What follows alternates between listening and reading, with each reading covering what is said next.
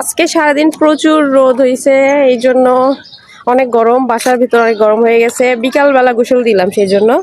তো গোসল দেওয়ার পরে এখন আমরা আসছি ছাদে। এই দেখেন আমরা এখন ছাদে। তো ছাদে আসার পর একটা জিনিস খুব চোখে লাগলো, সেটা হচ্ছে এই যে দেখেন, এর আগেও ভিডিওতে দেখাইছিলাম আমার ছেলে আর মেয়ে এই গাছটাতে পানি দিচ্ছে। তো এই গাছটা একদম মরা ছিল, এটা পানি দিয়ে দিয়ে ওরা একদম তাজা করছে। আমি যাওয়ার আগে, বাসায় যাওয়ার আগে, বগুড়াতে যাওয়ার আগে দেখছিলাম যে এরকম সবুজ সবুজ পাতা বের হচ্ছে। বাসার থেকে এসে দেখি ওম্মা কত সুন্দর ফুল ধরছে, দেখছেন? বাচ্চাগুলো আমার কত লক্ষ্মী। আজকে ওরা পানি দিছে, এই যে দেখেন গাছের গোড়ায় পানি।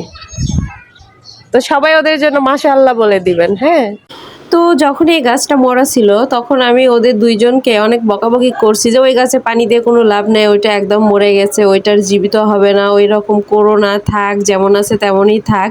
কিন্তু আমার ছেলে আর মেয়ে কথা শোনে নাই, ওরা মানে প্রতিদিন পানি দিয়ে গেছে। গাছের গোড়ার সাইড দিয়ে দেখেন ওই যে ছোট ছোট ইট দিয়ে ওটা লাইন করে দিছে, বর্ডার করে দিছে। আবার গাছে গায়ে চামড়া ছিলা ছিলা ছিল, সেগুলোতে এই যে মাটি লাগাই লাগাই দিচ্ছিল, মানে অনেক কেয়ার করতেছিল আর কি। তো এটা দেখার পর মনে হচ্ছিল অযথা ওরা একটা সময় নষ্ট করতেছে, কিন্তু না, আসলে আমার ধারণা ভুল ছিল, ওরাই ঠিক ছিল। দেখেন আজকে সেই গাছটাতে কত সুন্দর পাতা বের হয়েছে, প্লাস গাছে ফুল ধরছে, দেখে এত সুন্দর লাগতেছে, মানে দেখে মনটা ভরে গেল।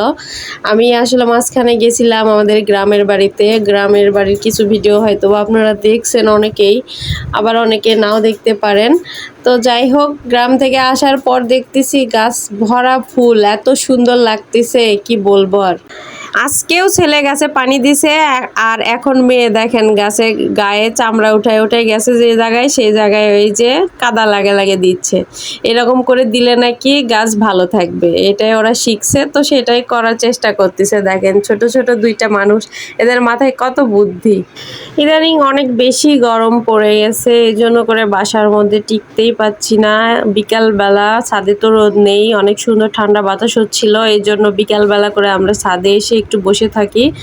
তো সেই সময় মেয়ে দেখেন আমার সঙ্গে এসে, ও এখন ওর খেলার জায়গায় এটা। তো গাছটাও কিন্তু ওর সমানই, তো ওর মতোই হয়েছে, অনেক সুন্দর, দেখতেও সুন্দর লাগতেছে। মা মেয়ে অনেকক্ষণ ধরে এখানে অনেক দুষ্টুমি করলাম, ভিডিও করলাম, প্লাস অনেক মজা করলাম। করার পরে এই যে দেখেন পাশে, আমাদের বিল্ডিং এর পাশে দেখেন কয়েকটা লোক গোল হয়ে বসে কি জানি করতেছিল। তো ভালো করে দেখে দেখি তারা হচ্ছে টাকার খেলা খেলতেছে। টাকার খেলা মানে কি বুঝেন তো? তো যাই হোক, যারা বুঝেন না তাদের জন্য ক্লিয়ার করে দিচ্ছি। ওখানে হচ্ছে টাকা দিয়ে কি বলে টাস খেলতেছে, মানে জুয়া খেলতেছে আর কি। যাদের টাকা অনেক বেশি হয়ে যায় তারা টাকা রাখার জায়গা পায় না, সেই সময় তারা এই কাজটা করে। তো যাই হোক, সব কিছু করার পর আমার মেয়ের এখন অনেক বেশি ক্ষুধা পাইছে, তো মেয়েকে আমি এখন সেমাই খাওয়াচ্ছি। তো মেয়ে এখন সেমাইয়ের নতুন একটা নাম দিছে। সেমাইয়ের নাম কি জানেন? সেমাইয়ের নাম হচ্ছে অক্টোপাস। তো আপনাদের ভাইয়া এখন হচ্ছে আমাকে ঝাল ঝাল করে ভাত মেখে দিচ্ছে। ইদানিং এই ভাত মাখা খাইতে আমার অনেক বেশি ভালো লাগতেছে, এই জন্য করে আমি ওর কাছ থেকে ভাত মেখে নিই। আমাদের বাসাতে যত ভর্তা বানানো, ভাত মাখানো, যত যা মানে মরিচের যত কাজ সব কিছু আপনার ভাইয়াই করে দেয়, কারণ আমার হাত জ্বলে। তো এটাই হচ্ছে সমস্যা। তো তাতেও কোনো সমস্যা নেই, কারণ ওর হাতের মাখা এখন অনেক বেশি মজা হয়ে গেছে, কারণ করতে করতে ওর অভ্যাস হয়ে গেছে। প্রথম দিকে ওরা হাত জ্বলতেছিল, তো তারপর ওরা অভ্যাস হয়ে গেছে। তো তারপর আমরা কিছু ভিডিও করছি, লাস্টে এগুলো অ্যাড করে দিয়েছি, দেখেন অনেক